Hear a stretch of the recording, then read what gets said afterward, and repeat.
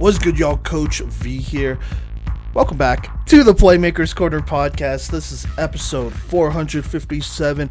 At the time I'm recording this, it is May 28th, 2025, and I am going to be bringing you the first of many 2025 Colorado high school football player spotlights. So this is a part of the different direction we are going with the podcast. We're going to go back to our roots and become much more player centric. So not as much focusing on programs and, great teams, but focusing on individual players and what makes them great. And so instead of doing season previews for every single team in Colorado, 1 through 5A, like we've done in the past, what we have done is that we have selected a number of players between myself, Cody, Gino, Gideon, and Phoenix and Mason, and we're going to spotlight those players. We're going to talk about last season. We're going to talk about our film breakdowns, the grades we've given them tentatively as of right now up to this point here, and then we're going to project the future. We're going to talk about some potential big games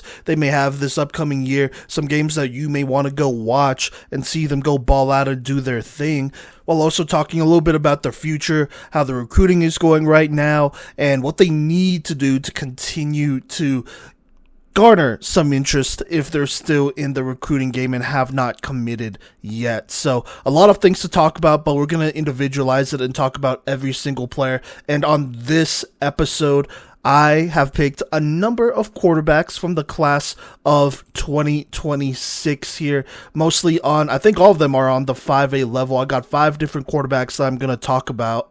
And those 5 quarterbacks will be Colton Camba of Fountain Fort Carson, Aaden Parsons of Douglas County, Declan McDonald from Denver East, Dawson Olk of Valor Christian, and then DJ Bordeaux returning back to Colorado. He will be playing for Legend High School. So a lot of great players that I'll get to talk about. I've talked about a lot of these players for a minute here. So really excited, but let's just go ahead and get into it. So let's go ahead and start with Colton Camba out of Fountain Fort Carson, going into his senior year, as are all the quarterbacks that we are going to talk about. But last year, as a junior, bounced back from his knee injury that he suffered in his sophomore year that unfortunately cut that one short 2 games in. But in his junior year, played 10 games, had an all right year, 848 passing yards, 12 touchdowns to 13 interceptions there.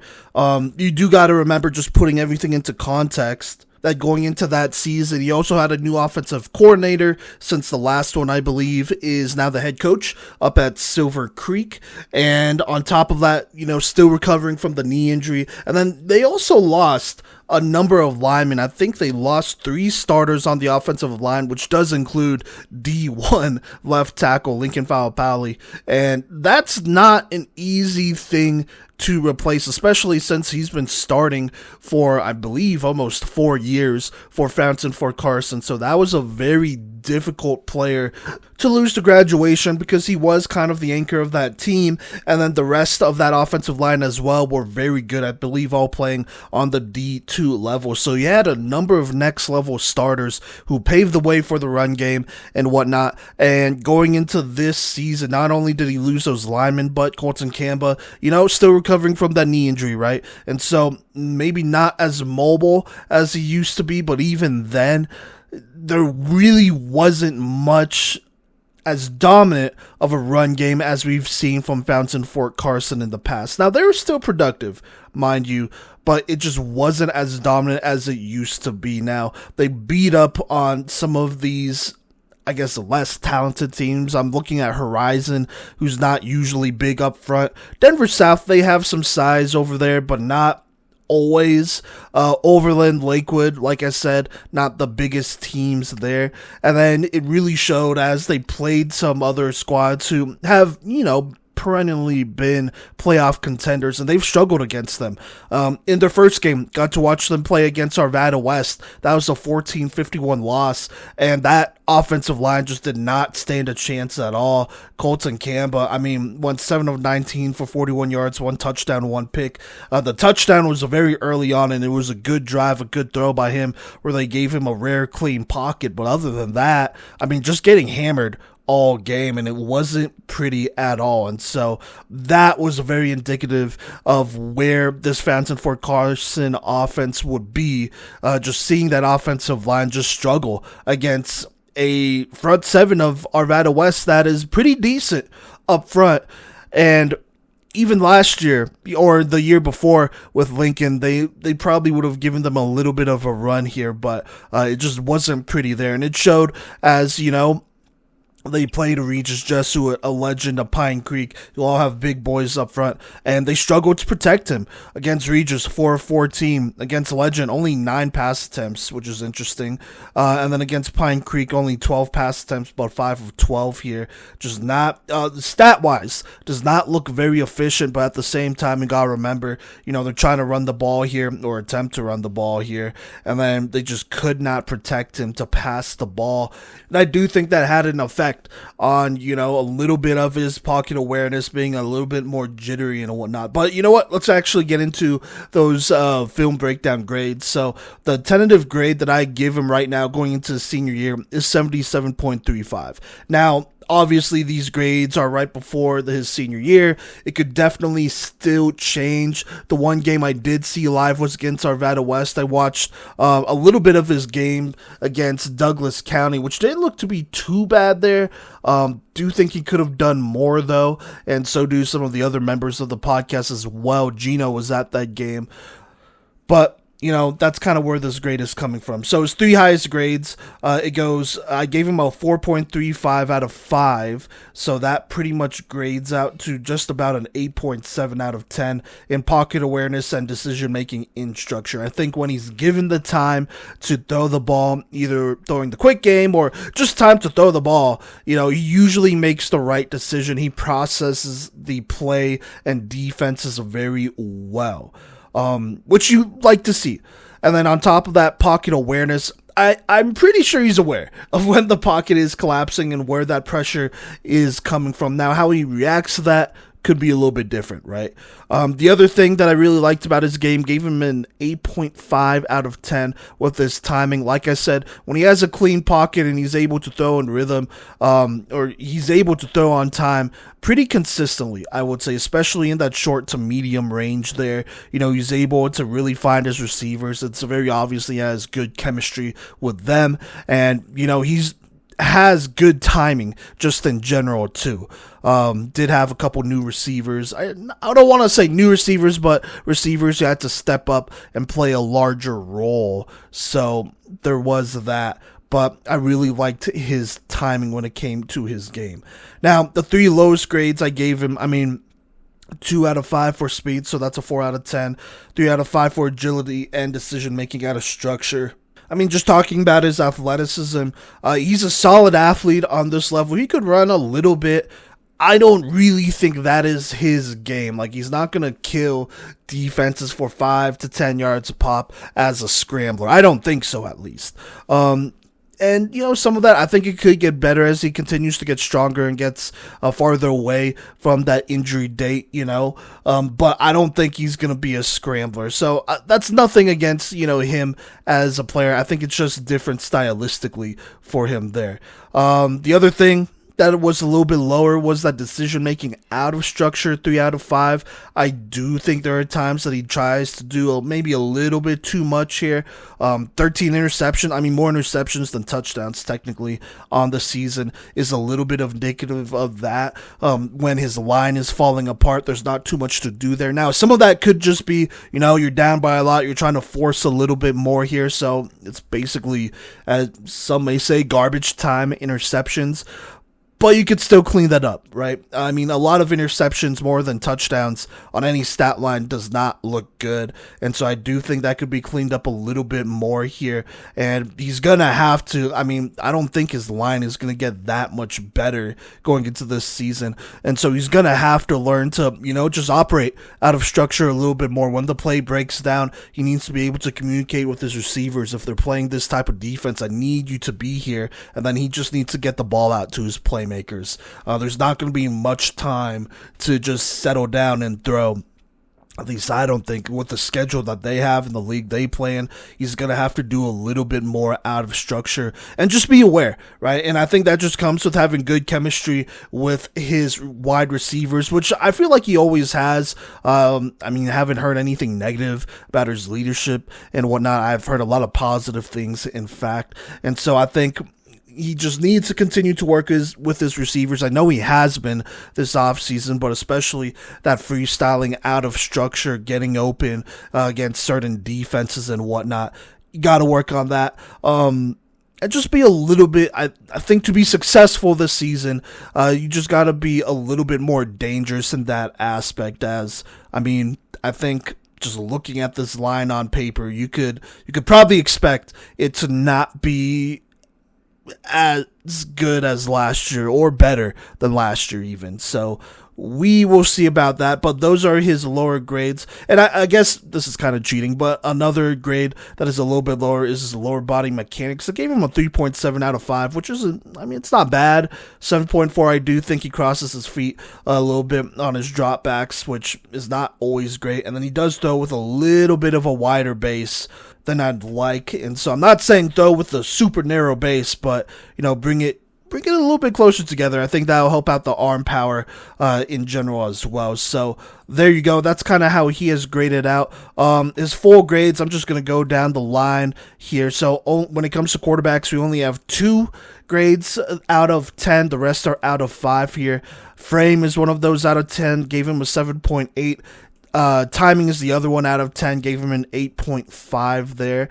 When it comes to arm velocity, 4.1, arm power, 4.15, short accuracy, 4.2, medium 4, deep accuracy, 3.9, lower body, like I said, 3.7, upper body, though, 4.2, has a pretty relatively quick release there. Decision making in structure, 4.35, out of structure, 3.5, speed 2, agility 3, throw on the run power 4, throw on the run accuracy 3.8, 4.35 for pocket awareness, 3.8 for pocket movement. Would like to see him continue to improve that pocket movement and maneuver around a little bit easier. Just get the ball out, maneuver to get the ball out. And then scheme versatility of 4. I do think that, I've seen him play in 2 different schemes and, be able to put together scoring drives in those 2 schemes. So there you go there. Like I said, a grade of a 77.35.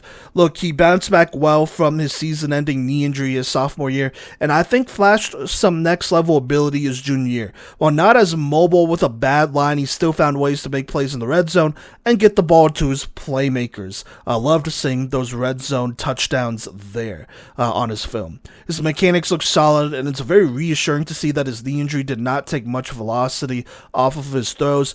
Give him 1 more year to develop, plus 2 seasons removed from his injury, and he can prove his senior year while he's at least a D2 guy. And right now, I do think he's at least a D2 guy. No offers as of May 26th. That was the last time I checked his Twitter. I know he has a couple camps coming up, so that could definitely change here. But we'll just have to see what happens. I think for him, a big senior year would go a long way for his recruitment. He just play a little bit more efficiently, and like I said, I think the key to really finding success here in the situation that he's in is just operating better out of structure. In structure, I like what I see. I think it was very reassuring to see a number of red zone touchdowns. That means I guess that means 2 things. Either the defense consistently got turnovers and Camba showed consistently that when he's in the end zone he could perform, or, he's been able to put together some long drives and get into the red zone and then conduct from there. But I think once you get him into the red zone and you allow him to pass, he's shown that he can be efficient. And so now he just needs to show that on a consistent basis, putting together longer drives, getting more completions, right? I think completions is key here. His pass percentage wasn't great, under 50%, in fact. And like I said, some of that definitely out of context. A lot of it's out of context. You're throwing the ball a lot more as you're getting farther behind and stuff like that. But, against Horizon in the game they won, he went 14 of 29. And so in that scenario, you just got to have more completions, right? I think at that point it was also the second game though. So like I said, I'm trying to put this in as much context as possible. And so they're still kind of figuring some things out. But going into this next year, I think it's very obvious who the starting running back is. So that should be established. And they have a good one over there, by the way. And he is one of the players that we picked to spotlight. Not on this episode, but a later episode. So just, keep an eye out for Dakari Relaford's spotlight episode here soon. But, I think the running game should hopefully be a little bit better.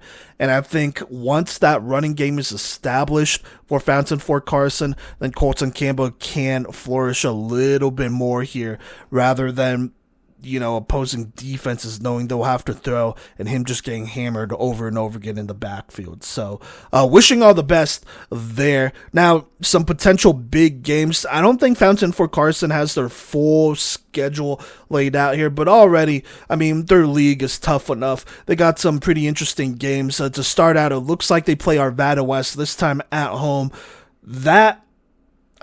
I don't think that defensive line is mostly the same. They do lose a really good defensive end, but you do bring back a lot of the same players, right? So it'll be interesting to see how he performs against them. On top of that, you have Atticus Tillman back there playing corner or safety wherever. He's a D1 prospect. It'll be interesting to see how he does throwing against somebody like that and a defense like that. Then you have Denver South. This is a solid team. They got some boys up front who are, a little bit more developed, specifically a little bit more experienced. I felt like last year that team was a bit more green. And, in that game, that was a game where they won 28-0. But Colton Camba only went 5 of 10 for 61 yards and a pick, which means obviously the running game did well. In a game like this against Denver South, I hope to see him play a little bit more efficiently. And, this could be one of those games where he could light them up a little bit more too if that run game is going. So we'll see about that. And then they go ahead and play on October 3rd, at least right now on October 3rd. They play Douglas County here. That was a tough loss. That was a game that Gino got to watch, and Colton Camba just did not have a great game there. I think this is an opportunity to bounce back. I think Fountain Fort Carson and Douglas County match up relatively well. Now, Douglas County will not have Caden Absher coming back. That should benefit Colton Camba a little bit more. And so this could be an opportunity to have a nice quarterback duel with their quarterback over there, Aaden Parsons, potentially. And we'll talk about Aaden later on in this episode here.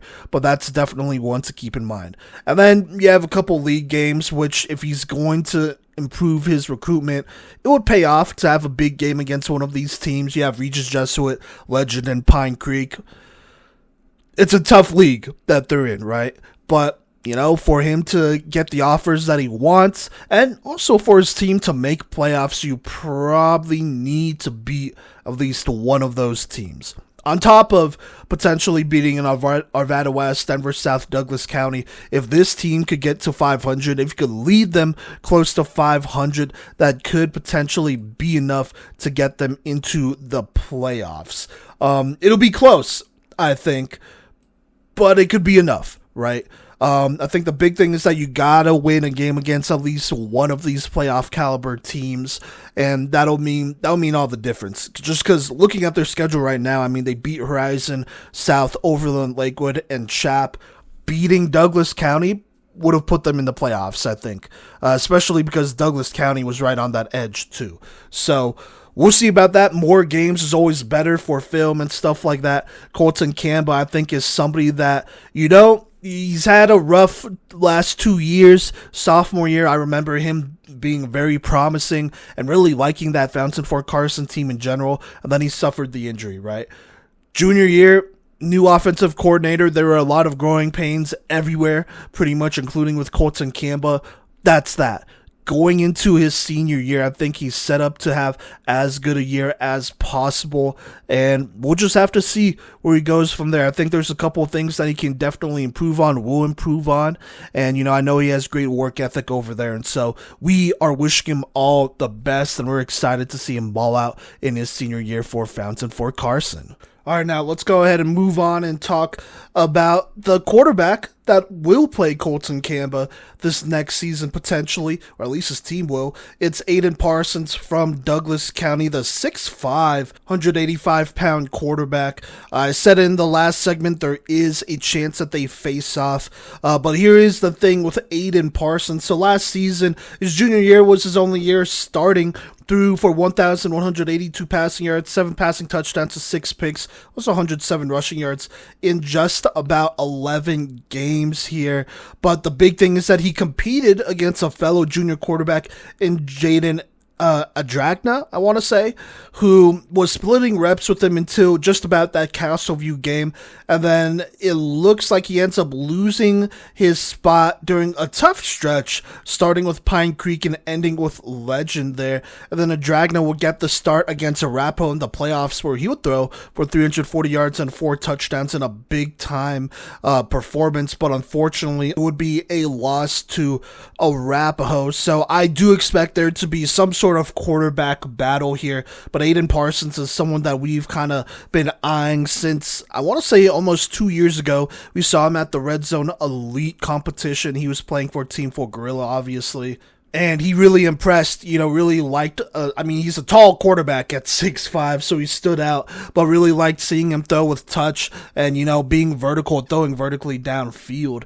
And so that was big time. But looking at some of his key games from this last season against Chatfield, it was only a 3-point loss, but he had a solid game, 12 of 22, 251 yards and 3 touchdowns. Against Fountain Fort Carson, which was a 3-point win, he went 16 of 32 for 271 yards, a touchdown and a pick, also had 34 rushing yards in that effort there. And so he obviously had some pretty good games for him to be, taking on most of the reps here. It did look like Adragna got hurt at some point, in that stretch as well.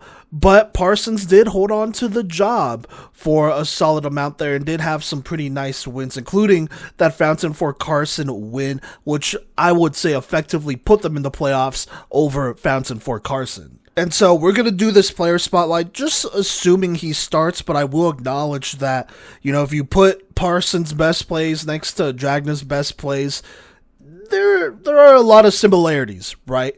I think you do have 2 slightly different quarterbacks stylistically, but I think you're going to get the same amount of production here for the most part.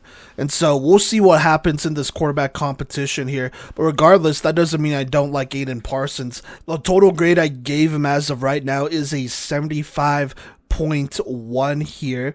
Let's talk about his highest grades. Gave him a 4.2 out of 5, so effectively 8.4 out of 10.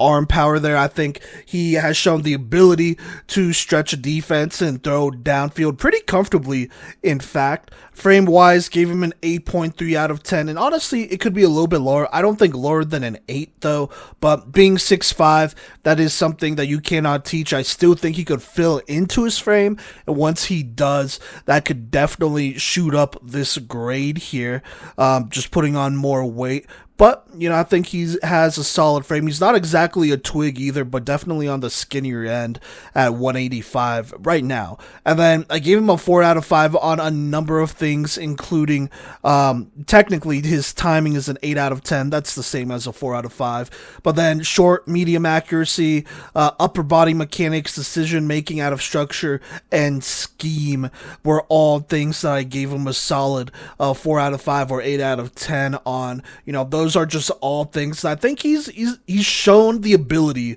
to play like a 3-star prospect when it comes to his accuracy, his timing, upper body mechanics, decision making out of structure. I think he is even more dangerous and could stretch the field and just catch defenses off guard with how far he can throw it. So there you go. His 3 lowest grades, I gave him a 3 out of 5 for pocket movement, throw on the run accuracy, and speed. Just solid speed. He's 6'5", so long strides. Pocket movement wise, could improve. Would like to see him climb the pocket and not always roll out there. And then throw on the run accuracy. It could vary. I could see him throw some very good balls on the run, and then there are some times where it's not the greatest throw. is what I'm going to say there. And so would like to see that improve just a little bit here. His total grades just going all the way down the line: 8.3 for frame, 3.8 for arm velocity, 4.2 for arm power, 4 for short accuracy and medium, 3.8 for deep accuracy, 8 timing, like I said, 3.5 for lower body mechanics. Would like to see his footwork get cleaned up a bit more there. Upper body mechanics solid at a 4. Decision making in structure a 3.8. I think he could read defenses a little bit better. Out of structure, though, I think is a little bit better. It's a 4 there. He has good chemistry with his receivers. 3 for speed, 3.5 for agility and throw on the run power, 3 for throw on the run accuracy, 3.7 for pocket awareness, 3 for pocket movement, and then 4 for scheme there. So altogether, while he has a lot of potential, I think he needs to refine his game more and continue to develop as a passer. I think he has the physical tools to develop into a great quarterback, but we will see. His footwork will need some work, and then I'd also like to see him work on throwing those intermediate routes a lot more, either making that decision, both making that decision and just throwing over the middle, improving that accuracy over the middle.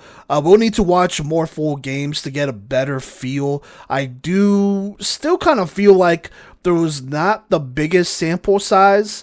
I know it says he played in 11 games. I don't think that's completely accurate because, it is accurate. He did play in 11 games, but there are some games where, he would only have 7 pass attempts. Against the Legend, he only had 4. Rapo, he had 7 as well. So I would like to see more, right? But for him to do that, he needs to win his starting spot and then go from there. He does have some weapons to work with. Nolan Case is a big name that we all really like, a receiver for Douglas County. We'll be doing a player spotlight on him later on this summer, and he should be due for a big year, regardless of who's playing quarterback, but he should help out Aaden Parsons a lot if he was to start for that team.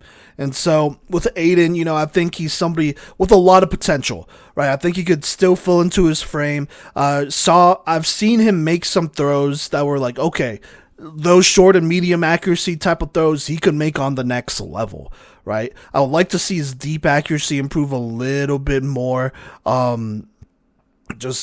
Putting it more in stride and whatnot, and having slightly better timing when throwing deep. So there is that, but that is just me nitpicking for the most part. I think he has a lot of potential, right? 6'5", you can't teach that. Solid arm, good arm even. But he needs to continue to improve. Having a big senior year for him will go a long way, especially considering as of May 26th, I have not seen any offers for him so far. And I do think there can be some on the way if he shows better production and, has some bigger games this season where he's efficient. And so let's talk about some potential big games. I think you cannot talk about big games without talking about their rivalry with Castleview, who always has some solid players up there. If he can win that starting spot and then start and have a good game against Castleview, I think that recruitment's going to go through the roof. That would be a signature game. That would be a game where he's playing in it's not a hostile environment, but it's a very intense and energy-filled environment. If he can perform on that level with a packed stadium in that type of rivalry game, I think colleges look at that and they're like, yo, okay, he could play with a lot of pressure. We like that. That's something to definitely keep in mind. And so I think that would be a big game for him to have. That will definitely help his recruiting. And then you have Chatfield as well. He played arguably his best game of the season against them. 251 yards, a hat trick, 3 touchdowns, no interceptions. Could have been a little bit more efficiently, or threw a little bit more efficiently. He was 12 of 22, and that was a tough game that they only lost by 3, but that kind of feels like a game that they can win. Also, you got to keep in mind Chatfield has a number of players who could play on the next level. I think, if anything, scouts will be keeping their eye on that game anyways, and so to have a big game against a team like Chatfield, would be huge. And winning a game against a team like Chatfield would be huge, especially when it comes down to making the playoffs. And then last but not least, they play Pine Creek here. Pine Creek going through a lot of changes. I'm not saying they could beat them, but to have a good game against them, as well as, the rest, Regis, Legend, all of that, that would obviously be huge. And so if they could have a big game against one of those 3 league teams, that would definitely help out his recruitment. And then obviously, if he could make it into the playoffs and, play better than he did against Arapahoe, that will for sure help his recruitment. Against Arapahoe, only 7 pass attempts, but did throw 2 interceptions. Not looking great considering the other quarterback on the roster threw for 340 yards, 4 touchdowns, and no picks, right? And so, context, right? Arapahoe could have built a big lead. Those touchdowns may not have been super meaningful, but still stats are stats. That does matter just a little bit. So we'll see what happens. I think for Aaden, he needs to focus on winning that quarterback spot and then just performing well and playing efficiently. That is the big thing here. Getting the ball to his playmakers and being efficient with the ball, not being reckless and throwing too many interceptions or completions. So we will see what happens with Aaden Parsons, another player with a lot of potential who needs a big senior year. And I think if he's going to get the offers that he wants, he's going to have big games against some of those teams that I just mentioned there. And so either way, best of luck to Aaden Parsons. Really excited to see what happens for Douglas County this year. All right, now let's talk about Declan McDonald, the 6'6", 180-pound quarterback out of Denver East entering his senior year. I'm pretty sure he was a 4-year starter, but unfortunately, Denver East did not record stats for him his freshman year, which is weird. So there's that. But 2 years ago, his sophomore year, played in 12 games, had a solid year, 1,675 passing yards, 17 touchdowns to 8 interceptions. Was looking to him to make a leap here going into his junior year, but unfortunately regressed a little bit. And some of that is because they played much tougher competition, but threw for a 1,664, which is 11 yards less, in 1 game less, by the way, so 11 games, but only threw 11 touchdowns to 9 interceptions here, as it did feel a little bit of an up and down year for East last year. They did make the playoffs, but unfortunately lost to Grandview 17-3, where MacDonald went 8 of 18 for only 88 yards. No picks though, but still just not enough to get the win, which is very unfortunate there. So let's go ahead and get to his film breakdown and his grades. His final film breakdown grade, at least not final, sorry, but the grade I was able to give him was an straight up 80, a flat 80. I think that'll change a little bit more. I'm hoping to see a little bit more of him this senior year and watch more full games, as the last time I watched him was 2 years ago against Denver South. But let's start with his highest grades, his 3 highest. So for arm velocity and power, gave him a 4.3 out of 5. He has a very live arm. He could sling that ball, and it's an arm that can allow him to make throws all over the field. And then on top of that, gave him a 4.2 out of 5 in a number of things: throw on the run power, decision making out of structure, lower body mechanics, and short accuracy. Starting with the accuracy, showed that he could throw a quick game pretty consistently and throw with nice timing there, and good accuracy under pressure too, which I really liked. Lower body mechanics has improved as well. I like his footwork and whatnot. Throw on the run power, I mean, right up there with arm power. He slings it pretty effortlessly downfield. And then decision making out of structure. When he's out of structure, I feel like he has the potential to make some big plays. Now, I do think there are times where, it could get a little out of hand there, but for the most part, I like his decision making out of structure. 3 lower grades, 3 of his lowest grades, in fact. Speed, 3. Agility, 3.5. He's not really a scrambling quarterback, which is fine. When you have a live arm like that, it doesn't matter that much. And then upper body mechanics and deep accuracy, gave him a 3.8 out of 5 here, which is not bad. Deep accuracy, I think it does vary from time to time. Would like to see him connect a little bit more consistently. And then his upper body mechanics, specifically his release, is interesting. Has a little bit of Phillip Rivers in it, It looks like, but it seems like he gets the ball out quickly. That is just me nitpicking, not gonna lie. So altogether, for Declan, I think he has a lot of potential at 6'6" and a very live arm. He has the arm talent to accurately deliver the ball pretty much anywhere on the field, especially when he is in rhythm. I mean, if you just look at the highlight reel alone, it looks like he can make all the throws. And I think he can make all the throws. But I really need to watch a full game against some good comp as in a 5A playoff team this year to see why his numbers are low. But I'm pretty sure it's because he has been acting in a complementary role in some ways on this offense, as Denver East has been a team that likes to run the ball a pretty decent amount and then pass the ball when it works out for them. It also might be because he doesn't have the receiver talent to boost his numbers. Do you think his release is interesting? Like I said, his upper body mechanics in general are very Phillip Rivers, but if he delivers the ball in time, it won't matter. Without as good a defense and a new head coach, it will be interesting to see what happens this year.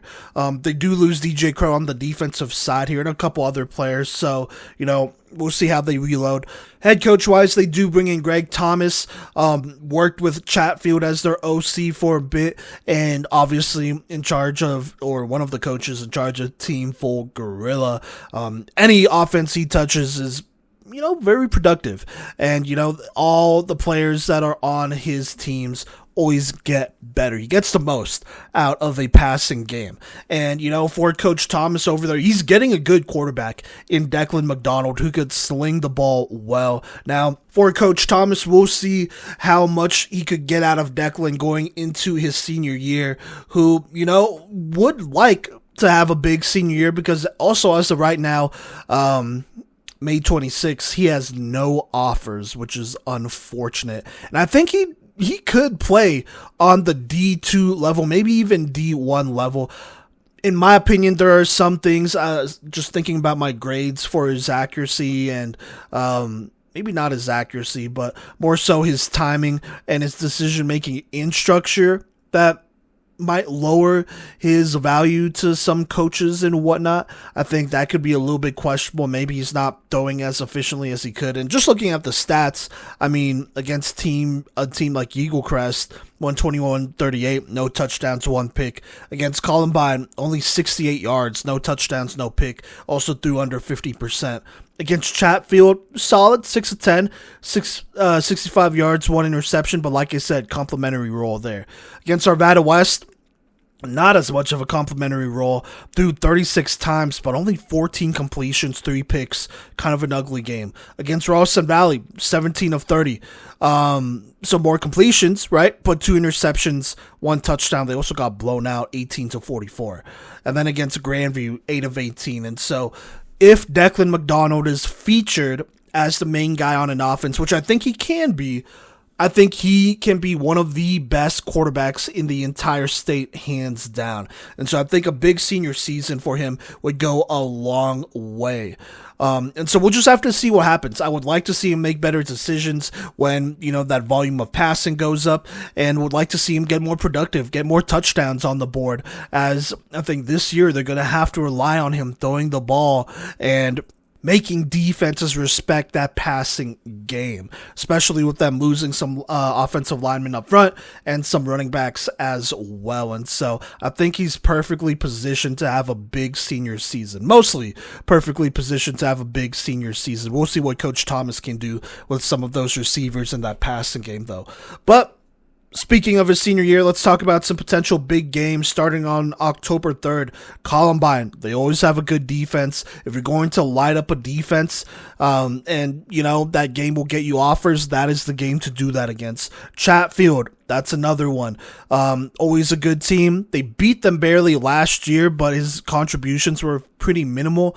With him as the focus on this offense, can they beat them again? I think they can, but we will see what happens.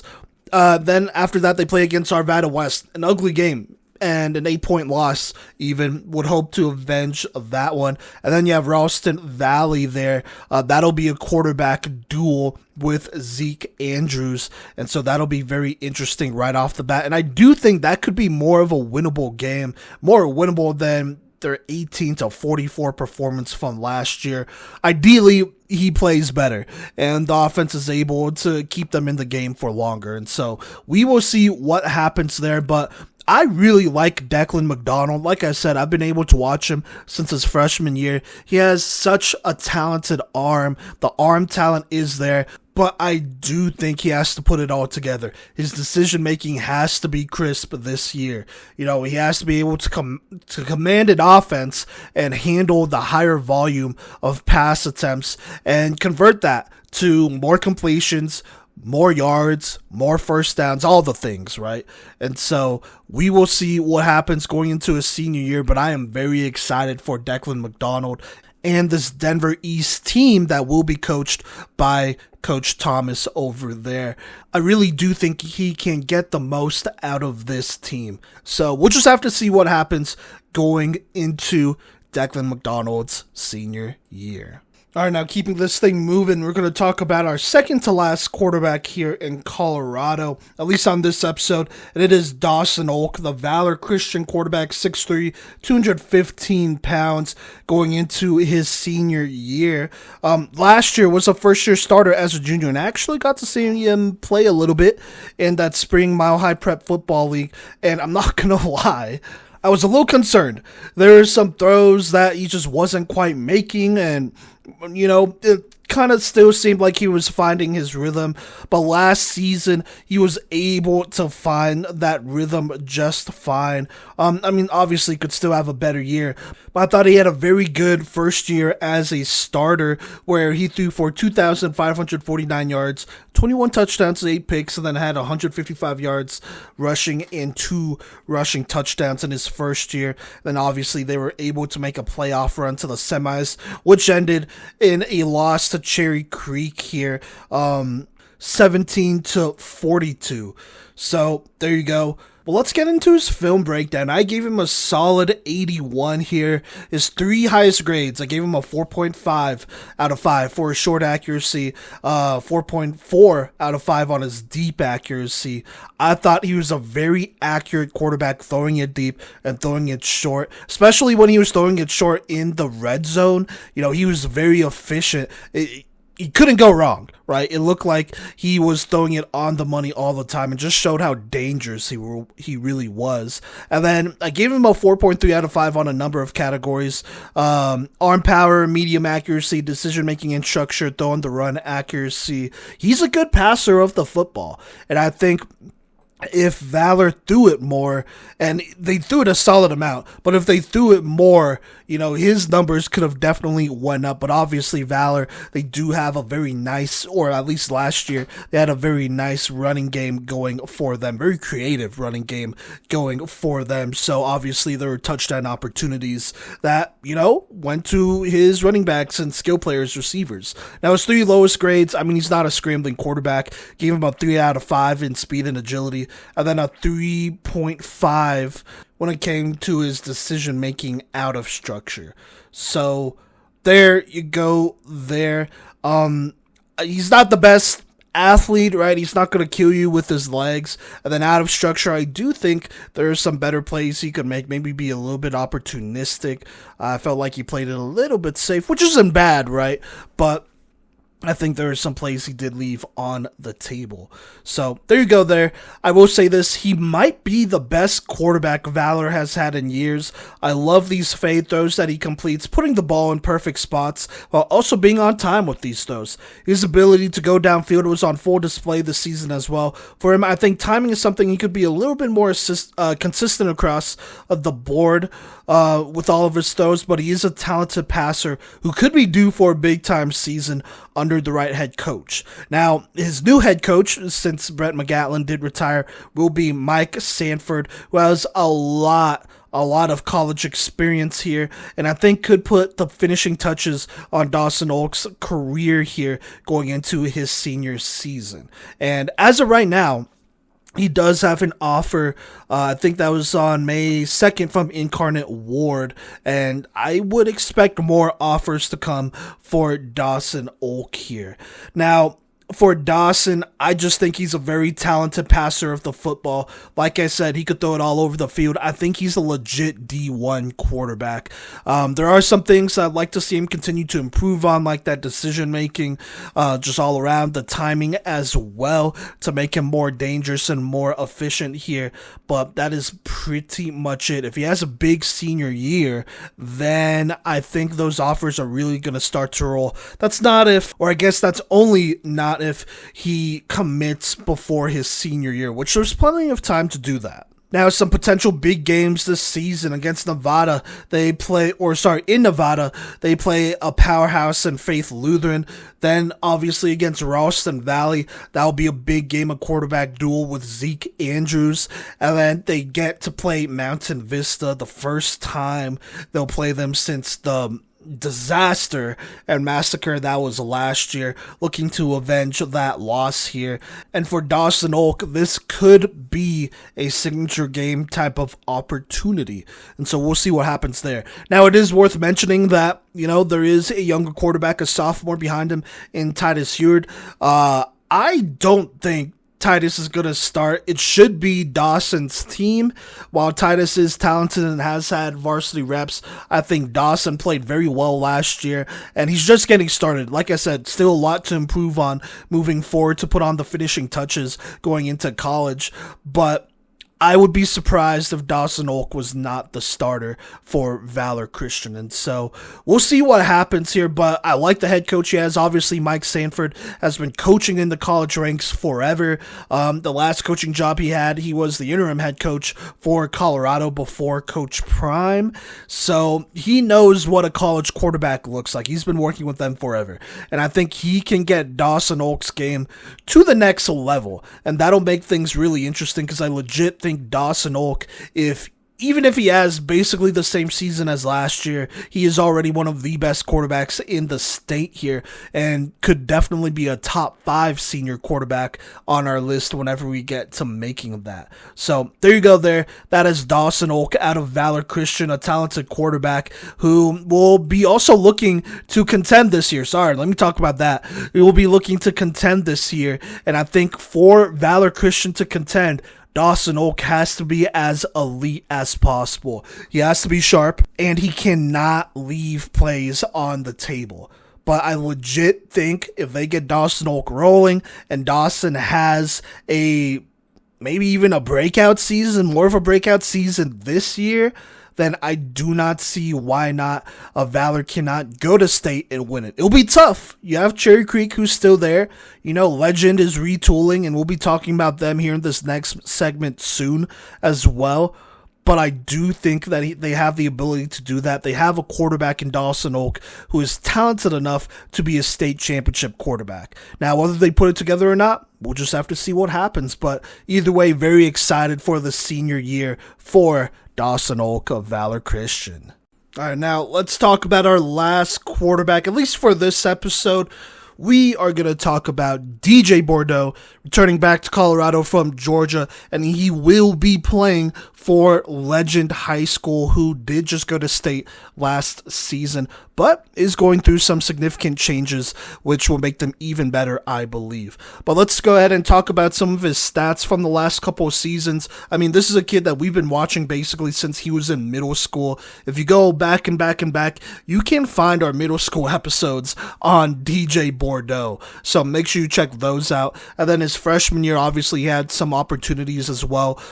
Over at Thunder Ridge, did not play a lot, really, even though I felt like he should have, until the playoffs. And then in the playoffs, he took over, and, they had a solid run. They beat Doherty in the first round, beat Arapahoe, upset Arapahoe in the second round, and then their season ended against Cherry Creek at Cherry Creek. A game that I was there for, but, obviously, against a team like that is just going to be very tough to play against. And so, in the limited time he had in his freshman year, went for 829 passing yards, 7 touchdowns, only 4 picks, 128 rushing yards. It's listed technically in 9 games, which, there are some games he got in there and through and whatnot, but it really was mostly the playoffs that he started, which was a handful of games there. So there you go there. After that, he decided, or they decided to go ahead and move to Georgia here, and they would go and play for Alpharetta, which is a very good program over there for those of you who are not familiar with them. Joshua Dobbs, who is an NFL quarterback right now, has been, I think, almost a 10-year quarterback right now. He graduated from Alpharetta, so obviously they have a good tradition going on over there. And he broke out, and he had a great year in Georgia in the highest classification up there, I believe. Threw for 2,466 yards, 26 touchdowns to 5 picks, and 117 rushing yards in the same amount of games that he played, allegedly, at Thunder Ridge, 9 games, which is absolutely insane. The offers really started pouring in after that. But then his junior year, he would move to a different school in Douglas County here, and he would throw for 2,645 yards, 20 touchdowns to 7 picks, but had a lot more rushing yards, 510 rushing yards and 5 rushing touchdowns in 13 games. Unfortunately, his season would end early due to a broken collarbone in that game there. And so, with that being said, he has now moved back to Colorado, and he will be playing his senior year for Legend, which is an absolute win and boost for Legend, because I do think DJ Bordeaux is the best quarterback in Colorado right now, no matter class. But right now, I gave him a grade of an 87.55, and by the way, if you've been following us for a minute, you know this is not our first film breakdown of DJ Bordeaux. He was one of the first middle schoolers whose film we've broken down. I think we also broke it down after, I want to say, either his freshman or sophomore year. So, I think it's after his freshman year. So, there's a history of this thing, but he has only gotten better year after year after year, which is how it should be, but at the rate that he has been is kind of insane. And so, like I said, grade of an 87.55. His highest grades, deep accuracy, 4.6 out of 5. Puts it on the money every single time, throwing it deep, throws a beautiful deep ball. Arm velocity, 4.6 out of 5. He can't spin the ball. Just looking at his arm power and talent all around, he's a next level guy, and there's no denying that. Timing gave him a 9 out of 10 there. That is also tied in arm power, as in I also gave him a 9 out of 10 in arm power, upper body mechanics, decision making and structure, pocket awareness, and scheme as well. Scheme wise, 3 different head coaches in 3 years, has been productive all 3 years. That's saying something. Arm power, off the charts. Upper body mechanics, he has a very quick release. And then in structure, when he's in rhythm, he's good. He makes a lot of the right decisions here. And I think playing in Georgia got him ready to really dominate here in Colorado. Those are different defenses over in Georgia. He was playing against guys that have a number of D1 guys on the defense, not just 1 or 2. And so, to see him play in structure well against those type of teams, that says a lot. Then his 3 lowest grades, and this is more so me nitpicking, but decision making out of structure, 4 out of 5. I think it's solid. I think, he does play it a little bit safe. And this was just going off of most of his Georgia film, by the way, which I do think, you don't want to take hits or too many hits from those players. So you do tend to throw it a little bit shorter. I do think he could be a little bit more opportunistic. We'll see what happens his senior year. Though on the run accuracy, I think it's solid, a 4 out of 5. It's not like he's Patrick Mahomes out here and throwing insane dots on the run. I don't think he's quite there yet. I do think he can, though, but it's just not really his game. He operates really well in structure and does a good job, dissecting defenses and finding where he needs to go with the ball here. So there really wasn't a lot of that, so that grade can change a little bit here after his senior year. And then his frame, I gave him an 8.5 out of 10. 6'2", 205, not bad. I think that is probably your typical 3-star height, weight. I think height's fine. Weight-wise, he could maybe put on a couple more pounds. Not too many more pounds, but a couple more, right? And get stronger, but that's pretty much it. He's a great quarterback coming back from Georgia, and I think that really made the difference for him. Now, just going through all of his grades here, frame 8.5, like I said, arm velocity 4.6, arm power 4.5, short accuracy and medium accuracy 4.4, deep accuracy 4.6, timing 9, lower body mechanics he has really cleaned up, at least since we've seen him in Colorado, 4.3, upper body mechanics 4.5, in structure, decision making 4.5, out of structure 4, speed 4.3, agility 4.25. I think kind of underrated parts of his game, has not really showed that off a whole ton throughout his career. Did run for 500 yards against Georgia defenses last year, but I mean, he has very sneaky athleticism. He could utilize that a little bit more, but we will see about that. I don't think that's really in his style anymore, though, to be honest with you. Moving on, though, throwing the run power 4.4, accuracy throwing the run 4, pocket awareness 4.5, pocket movement 4.3. Does a good job sensing pressure, getting the ball out, moving around in the pocket to get the ball out as well. He has really improved on that. And then scheme versatility 4.5. I think he fits a lot of different schemes here that you would like to run. So there you go. Now, as of right now, as of May 24th, I think. Well, actually, it's current. So as of today, May 28th, he is committed to Boston College, which I think is a great fit for him. He will be able to get coached by Bill O'Brien, who I think is an elite quarterback coach, somebody who, really made the most out of Boston College last year. Me just talking about college sports for a little bit. I think he will be going into a very good situation. Also, just a good school out there out east. And so right now he is committed to Boston College.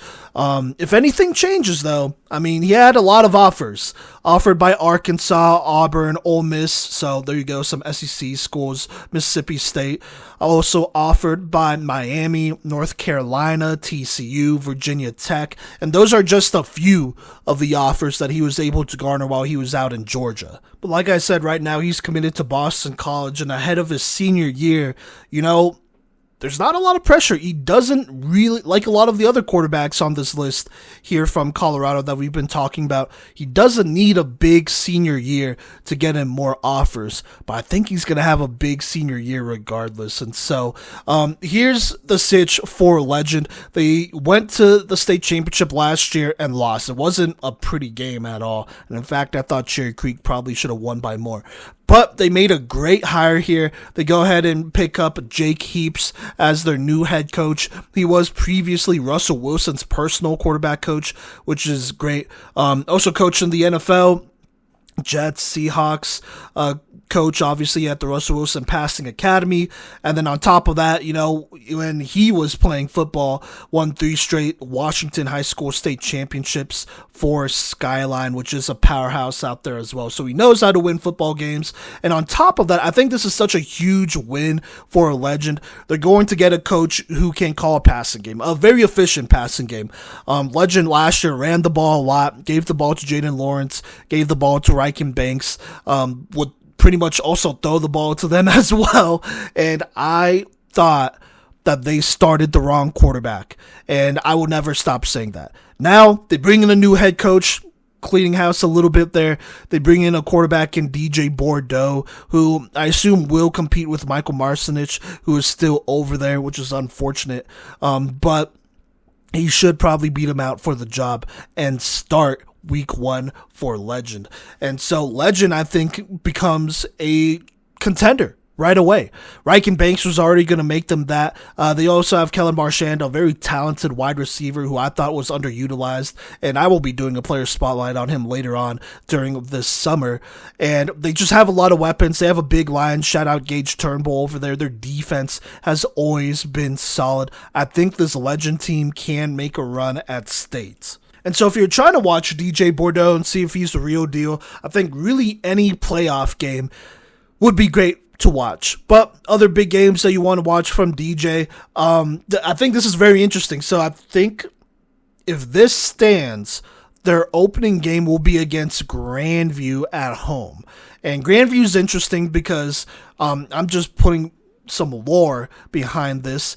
DJ is obviously from Aurora. His middle school team, a lot of the guys he played with, a lot of those players went to Grandview, right? Or in that area over there. So it makes things very interesting that they will be playing Grandview to start their season. And I think that's a solid squad. That's a team that made the playoffs last year, should probably make the playoffs this year. And so that'll be a solid start to the season for sure. Then the next week they play Columbine. Always a good defense over there. If you're going to have a good game, having one against Columbine always is a good thing. So there you go. And then they play Arvada West. They have a very talented crew over there. They have a D1 corner and Atticus Tillman over there, corner DB and Tillman. It'll be interesting to see DJ throwing against him.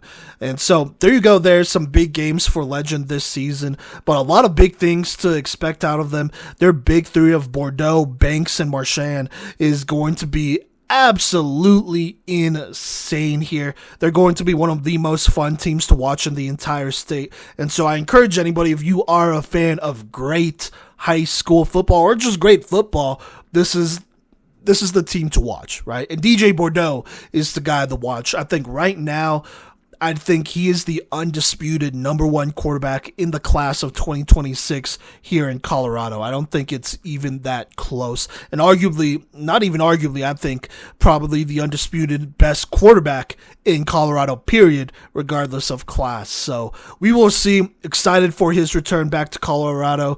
It should be a whole lot of fun to cover this season.